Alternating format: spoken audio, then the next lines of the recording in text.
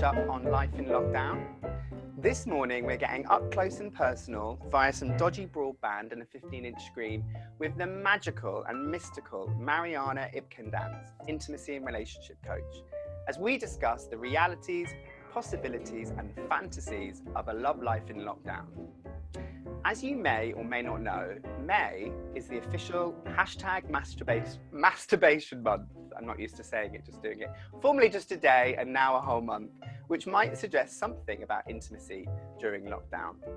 But keeping it more carry-on campers than dirty old men in Pampers is the scrumptious Polly Downs, whose #1 fans are her 3 teenage kids, so we'll try and keep it slightly less orgs for them. As the Dutch government issues advice to seek a virus-free sex buddy to singletons, how are we potentially more conservative Brits dealing with the expression of the loving kind? And with the echoes of the AIDS epidemic of the 80s and 90s, what will the concepts of threat and danger do to our collective thought processes around more primal desires? Today we're going to focus on intimacy, affection and ritual. So would you break physical distancing for love? We'd love to hear from you over the next 30 minutes, so please send comments, questions and suggestions in the chat function below and let me know if the sign falls down. It's about to at any second. So Mariana, welcome, morning. Would you break physical distancing rules for love? Well, it would be a really bad example, wouldn't it? But I think we're all human. And my kids might be watching this too, so I had to say no. Officially no, yeah. Yeah, officially no. Here we go. Can we just quickly, before we start, talk about one, that amazing top, and two, that incredible backdrop? Like, I've done my best, and so has Polly with the pop plant, but what is that? Tell us about that background. Well, that is a Brazilian, I'm sitting in my kitchen. This is a piece of Brazilian art. It's done by a co-op of people, so little kids, old people, they all sculpt these little bits of wood, and then it gets put in the grid. And this is the horror of builders and removal people, because everywhere I move, I take this thing and it weighs about 70 kilos and it's hell to hang, but I like it. I like it. It's unusual. Well, look, we were talking just before we went on about the kind of bizarreness of intimacy, and I cited that news report about the Dutch government advice, and you were saying that you'd spoken to some actual Dutch people, and what's the news on the ground? What are they really doing? I did. I think we all look up to the Dutch with all things like that because they are incredibly liberal and in a sort of healthy way. So their health authorities actually put out this guideline for people to set up, first of all, a practice that they are calling love with oneself or self-love, which is the masturbation. Yeah.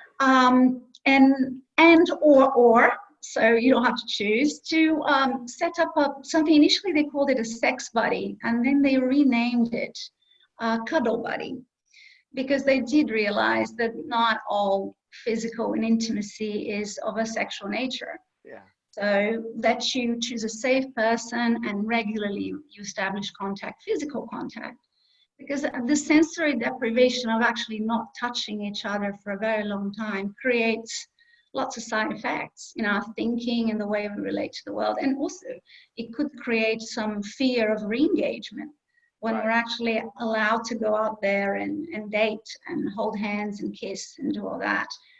How are we going to feel about that? Because you get told constantly that this puts your life in danger. You will develop sort of stranger danger, right? And we were talking about Polly, you were saying that, getting a hug from your kids and all of that is as much as it's probably lovely. And I've got my little dog here, obviously.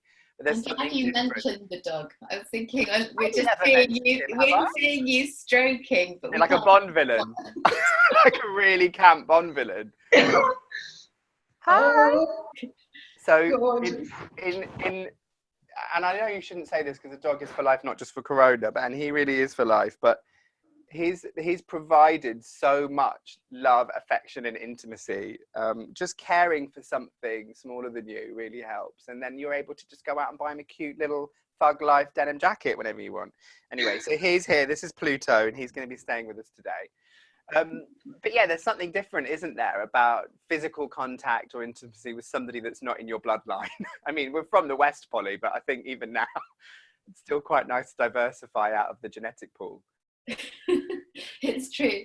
And also, well, it's a different kind of hug, isn't it? I think if my friends who live around on the corner, there's one of them, Sasha is such a big hugger, and I didn't realize just how much I need Sasha's hugs until I can't see them, because she's hugging me to look after me. My kids, we hug to, I'm sort of their protector, aren't I? I'm looking after them. So I feel very lucky to have my children hugs, but they're different to an out of the house type of hug. Yeah. And how are you sort of managing that then? What have you got anything that you're doing to sort of compensate that lack of affection? No, I think you just got to accept. I feel like there's absolutely no replacement for a hug with a friend. I think it's just one of the losses that we need to accept at the moment. I know, when we had Lisa on and she was talking about all the sensory things we can do, those things are all great for addressing the problem of no physical contact, but it's not a hug from somebody who loves you. It's different. I think I have accepted there is no replacement. I'll just keep waiting. And Mariana, in the work that you do, I guess affection and intimacy must form some part of good relationships and bad relationships. And is it an indicator when the sort of intimacy and affection decreases? Is that normally the end, or what's your view on it? Well, I think the way we relate to people has a lot to do with where we come from. So because I'm not British, I'm also sort of wired to look at culture first, I think.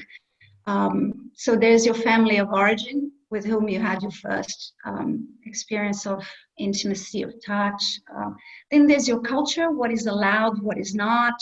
And then I think there's your own wiring, your own personality, and your own risk assessment, because people have different risk thresholds when it comes to how you interact with people. And this, you can see this at the moment, is playing out big time with all sorts. There's a huge range of behavior, how people are keeping lockdown and reintegrating into the new normal. But I think it's all very, very personal. There's a huge range. And often if you have a couple, you have two people or more people involved in an intimate relationship, you bring all this stuff from both sides, and it sort of sits there in the room with you. So every relationship is different. And it would be sort of, I don't know, quite narrow to imagine that when intimacy drops down is the end. It's not the end. I think we just have to reconnect a little bit and find other ways to relate. And in this time we're going through, it's certainly going to have to find other ways. Because it's not that we have less affection. I think the affection we have is the same, still there. It's that we're limited on how we show it. Yeah. And we're having to get the hang of doing it on screens and on FaceTime and on WhatsApp chats. And we didn't grow up with that stuff. But I can see some positives, because if we can actually learn better communication skills, because the moment you remove touch, you're left with just showing and telling, basically. So if we could work on these skills and become better at describing our feelings, asking for things, the verbal communication, later when I'm actually able to go out there and have relationships with people in a physical world in real life, these skills will be a good legacy. We will communicate better. I think when you and I have spoken in the past about relationships, one of the things I always remember you saying is ask for what you need. And don't assume that the other person knows. And I think sometimes touch can bridge that to some way, can't it? You don't need to do the difficult work of verbalizing it or being vulnerable and asking what you need. You can kind of skirt around it with a touch or doing something nice. But we've lost that. So now we are having to ask for what we need. And when you say bridge, it sounds like something that you intend to do and something positive. I actually think we cheat a little bit with touch. We get a bit lazy. Because there's nothing better if a couple has a fight. We all know that because we've all been in relationships. To resolve conflict, intimacy sorts it out without having to, it's that shortcut. We've all been there, we're all done it, we're not very proud. Covering But the day, those ears, so. yeah, let's hope the teenagers not listening to this one. But it's a shortcut, and I don't think it solves the problem, because that conversation will still need to be had at some stage. You just postponed it. Yeah. So the moment you eliminate that possibility from relationships, I'm interested in seeing, are we actually going to get better at doing this? Are we going to get better at talking, at asking, at offering, at imagining? Because a lot of the online dating that's going on at the moment, there's no possibility of physical interaction. So people are getting very creative. Necessity is the mother of invention. And I'm loving watching this, all these new things that are sprouting. Some of them are a bit weird, let's call it. A very creative solution finding for problems, isn't it? We put a poll up every week, Mariana, and the first question was, has the quality of your intimacy increased? And 67% of people said no. So it may be that we're not there yet, I guess, with the quality over quantity piece. It feels like the very lacking of it means that the quality is decreased. So maybe there's just a process that has to happen now as the rules have changed. Well, and interesting to see as well, because we're looking at two separate groups, the people who are on their own, either they're in relationships or not, but the people who are also with a partner. And then there's the people who are with a partner in a setting of more people. Like if you're a young couple, you're sharing a house. Yeah. If you are with one set of parents, if you have children. So yeah, I can see that intimacy, the desire for intimacy will work in different ways in these two groups. One is craving, the other one is having probably an excess of contact, quantity-wise. I'm not saying even quality-wise. So how do you approach these things? They're different, should be different. Barry and I talked about this over the weekend, that actually there's a kind of scale of intimacy. So I'm a case study into being away from each other because my partner's in America. So, and Barry's the opposite end of the scale because they're living together, the two of them in the house with Pluto. Thank you. And we felt that we're having, so our quality, I think you said, Barry, that yours has increased as well. So the quality of intimacy has increased because because we're very aware that it's quite fragile now, that because we don't know when we're seeing each other, we don't know how far in the future we've got to wait to see each other. So there is, I think in the past we'd say, oh, this isn't really a telephone conversation, let's just wait till we're together to talk about this. Now there's not, we have to talk about everything. And it is, I do think we're being a lot more caring and considerate of each other. And I think Barry's doing the same in a different way, aren't you? Yeah, so Rob and I live together, he's watching, so time to mute now. But yeah, I think we've just very delicately formed into more nurturing roles, and we needed to do it for our relationship.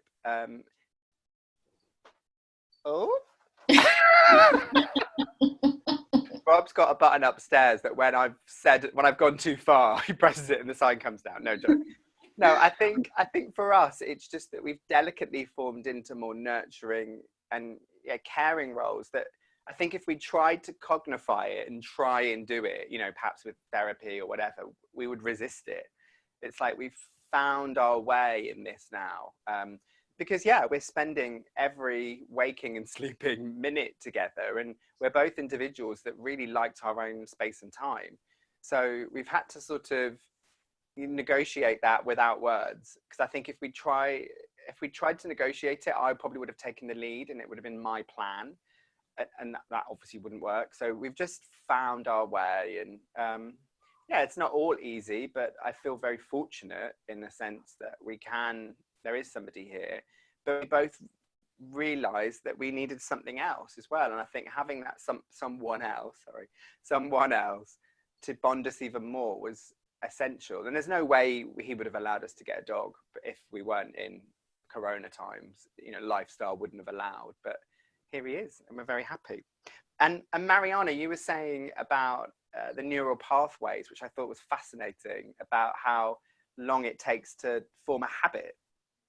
Yes, these are some of my random thoughts, and it's like you toss a coin and it's still spinning in the air. It hasn't landed yet, so we don't know head or tails. But that's the beauty of having this conversation, that we're just exploring something, and no one really knows an answer for that. There are no experts because this has never happened before. Right. It could be that in a few months, years, with benefit of hindsight, we'll see all the legacy playing out in the way we live. But I was thinking that, you know, when you do these programs that you try to establish new habits, you're learning to meditate, or you want to quit doing something, or you started running. There is this general knowledge that in neuroscience is established that in 21 days of repetition of an action, you sort of create a new neural path that's in your brain. It does not erase the other ones, but you create an alternative. Right. So I'm trying to run, so I downloaded one of these apps that will get me running 5K in 9 weeks or so. It now may be 12. I have to have it expanded. But it's not that I don't have the neuropath that tells me, no, stay in bed, have 16 eggs for breakfast, and let's not go out there, it's raining. That neuropath is still there, but I'm creating a new one, so I have a choice, I have an alternative. And I was thinking, that's 21 days. So we've now been in this lockdown, or since we were told about social distancing, 58 to 59 days, almost 60 days. So it is bound to have created lots of ideas around stranger danger in our brains, that before the idea of safe intimacy, safe sex, was the conversation about, are we going to wear a condom, and conversations around consent. Now, we are afraid of what comes out of people's noses, eyes, mouth.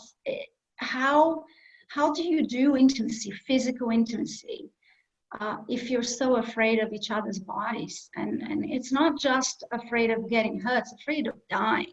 So, because that's save lives, stay at home. That's the information we were getting. This thing is embedded there somewhere. We all got it. So you're gonna, what I can read between the lines is that you're gonna be the first person to patent a full body condom. That's what I've heard. Guys, I was thinking, you know those morph suits that the kids wear for Halloween? That thing that covers everything. Latex thing. Yeah, we should do a latex. Get out It's like a 2-meter mask and snorkel. Yeah, it is. Look, it is crazy. We can have a million conversations and laugh about it, but it is a real issue. How are we going? People who are now online dating say they met someone they liked, and you are discussing having that first drink live, not on Zoom anymore. How do we navigate this protocols of this new normal, now knowing this, that you are afraid of holding hands, that you're not allowed to hold hands because we still have social distancing in place? How has this affected our trust in people? How's it going to work? What are the social formats for that? So yeah. This is the not so positive thing, but there are some positive things to counterbalance. Real. Polly, you were going to say. But it's also assuming everybody abides by the rules, isn't it? And I think for lots of people, there's added excitement, there's added risk, added excitement of breaking the rules. You know, so I wonder, even during lockdown, it would be interesting to know the numbers of people who have broken lockdown for love. So wow. The two other poll questions that we asked today, it's amazing. I'm really interested by this. So number 2 was, would you risk breaking physical distancing rules for love? And 71% of the people watching today said they would. They'd break physical distancing rules for love. And then we asked the same question, but slightly differently. Would you risk breaking physical distancing rules for passion? And 71% of people said they wouldn't. So, oh wow, that's revealing, isn't it? Potentially the same people would not break it for passion, sex, than they would for love. So that feels really optimistic for me, actually. But the love could be for your children, your parents, your wider family. It's not just romantic, is it? But it's in a sense putting others before you, isn't it? It's like there's a sense of passion which is self-enjoyment in a way, and you wouldn't do that, but you would do it for love. I like that. Well done, viewers. What a great bunch of Pluto's very pleased. Something else that's just occurred to me about intimacy and affection, and actually ritual as well, which are all the things that we're discussing today.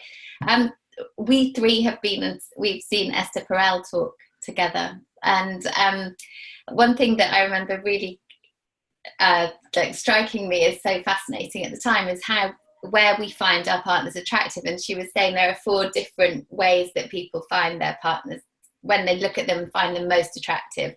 And one is when they see them sort of socializing in a group with other people, and they look and they have a moment of love and pride for them. And now I can't remember the other 3. Can either of you remember the other 3? But what occurred just about that one example is there isn't that now, is there? So actually some people find their partner really unattractive when they're just at home, but actually it's when they go out and see them interact that they really feel like desperately attracted to them. I tell you what, to build on that. At home. Yeah, well, I obviously get to now see Rob at work. And he's got a very different, well, it's not that I don't know it, I know of this side to him, but it's a very different, he's a salesman ultimately, so draw your own conclusions. But there is a sense of, do you know what, I won't be in the room when you do this call. I'll go out, it's like, and probably the same here, he gets to watch this every week, what a joy. But yeah, I think we are seeing slithers of it, but you're still performing, aren't you, in a way? It's not like you were saying, the example is that you're at you're at a bar and you're just getting on with your friends. There's still this element of performance because it's all on Zoom, and so it's not really and she's very interesting when Esther Perel, she talks about, she thinks the erotic, because we're particularly talking about attraction, lives in the otherness of the other person, so exists in the distance, that if you are too close, it's very hard to introduce it. So I think she says that when you see them in a room full of people doing something, the other thing, Polly, I remember a second thing that she says is when they're showing their competence, they're doing something really well in a setting that's not domestic. So like they're playing the guitar or they're making a speech, or that's very attractive. But I think she says what's attractive is that they are apart from us. We can see them as the other. And I think the problem with lockdown couples, families, is that we used to be able to get out of the house to either see a friend, go to the gym, go to work.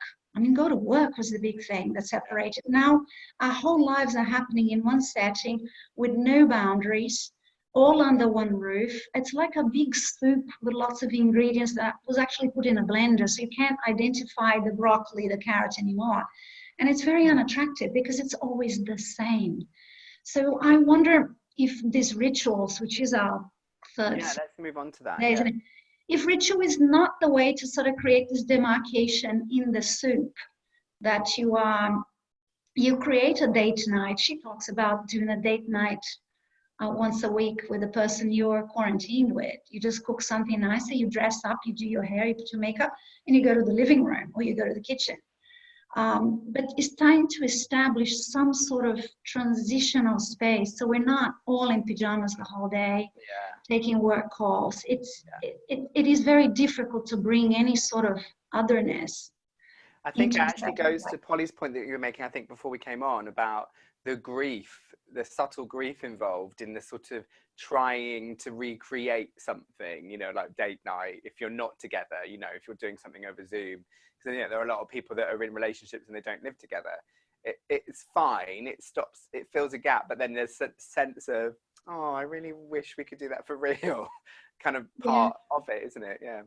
But I think we get this all the time. I'm here thinking, I wish we were all in the same room having this conversation live. So I think we all live on Zoom, but it's a substitute to something that we know exists. It's not the real thing, and none of us will ever believe it's an interaction that we want to sustain. It's there to sort of, I don't know, it's a substitute for something, but if you had the real thing before, it's a poor substitute, but still better than not having it.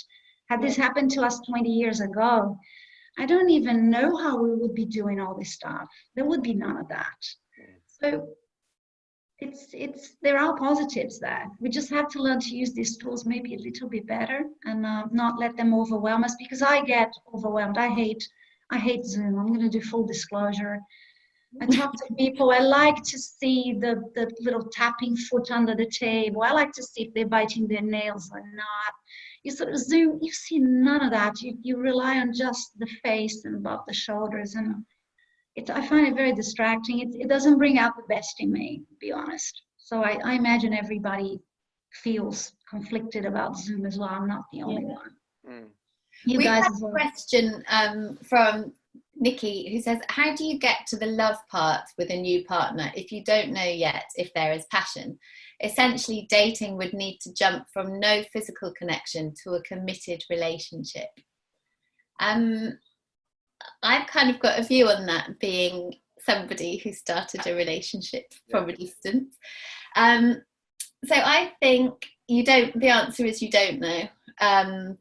And I think you may fall in love with the idea of that distant person, but until you physically meet, you wouldn't know, because passion it comes on so many different levels, doesn't it? So I think now what's going to be really interesting is it's going to be could be a very slow process, because if you're going to be 6 feet apart, there's still a huge amount of passion you don't know about, because simple things like smell, if you could think you're madly in love with someone and then smell them, and that could be the end, couldn't it?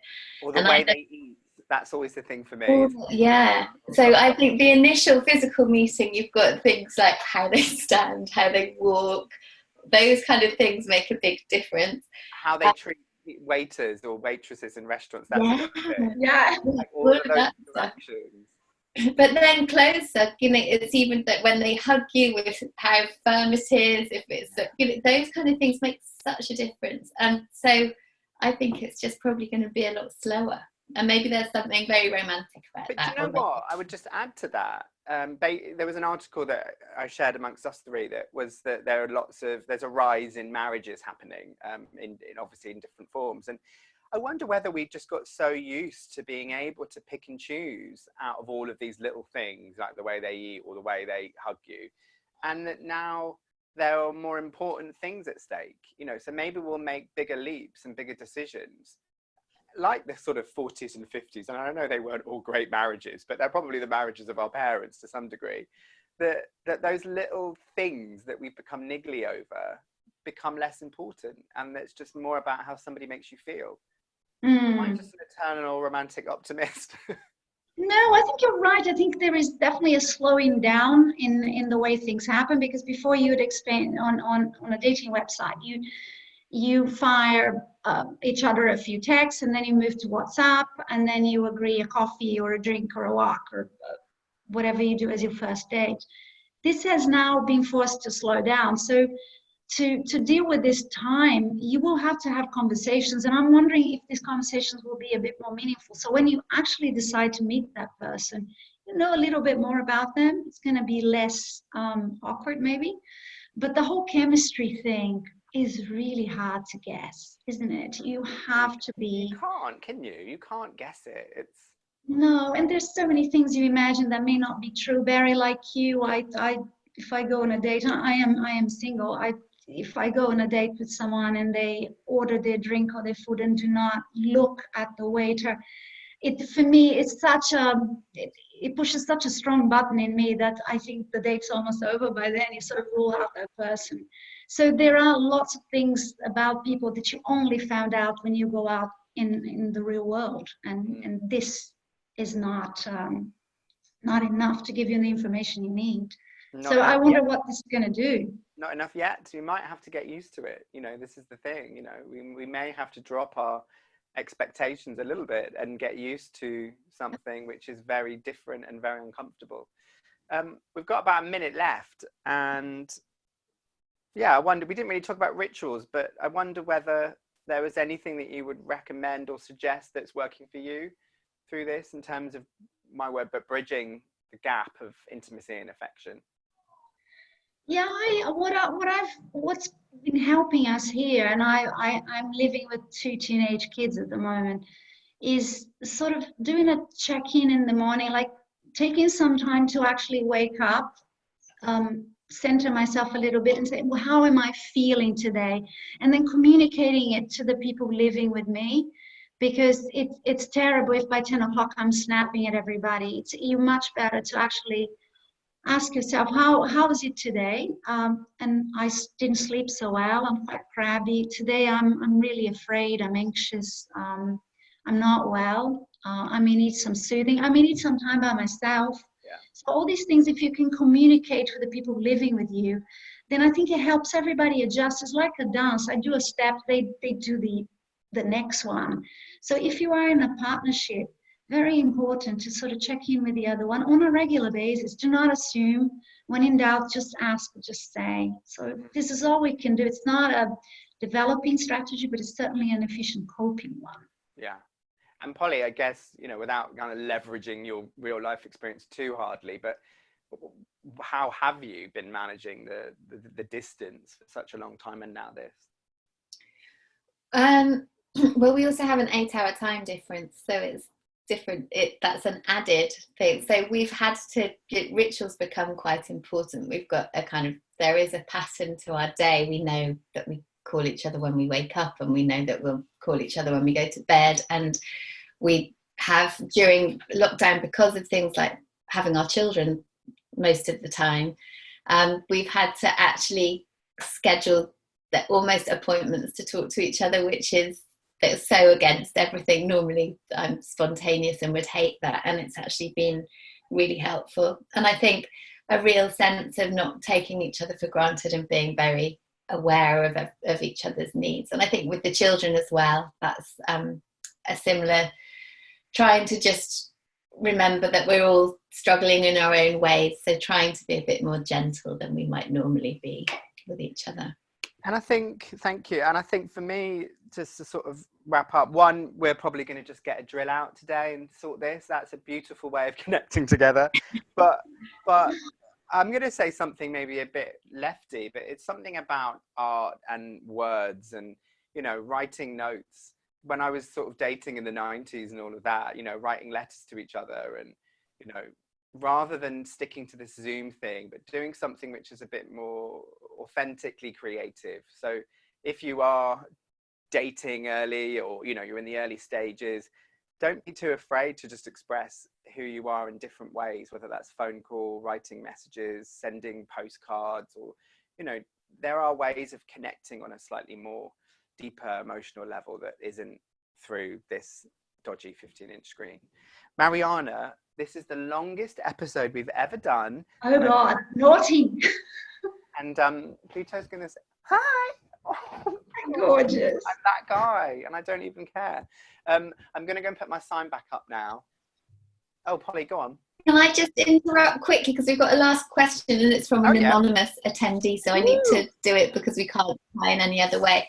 But they're saying, how can we stay connected to someone through Zoom when we're not living together? I feel intimacy and affection has taken a huge hit. We do the routine check-in calls, but we're not emotionally connecting, and I don't know how to initiate this. So just my instant reaction to that is I'd get off Zoom. I think there's too much going on. I'd have a phone call. But if you want to message me afterwards, I'm really happy to discuss that, because I've got some experience in it. So feel free to message me. A playlist or a mixtape, or do something creative that you can exchange together. That's just not this rubbish way of connecting. No offense, Zoom. That's probably what I would add. Anyway, we're going to have to go. Mariana, thank you so much. I really miss you, and I miss you too, Polly. And hopefully soon we'll be able to hug each other again. Oh my God, that's I'll see you next week. We've got Nicola, who's a nutritionist, next week, who's going to be talking about our relationship with food. Let's leave it at that. Fabulous. See you soon. Take care. Bye, guys. Thank you. Bye.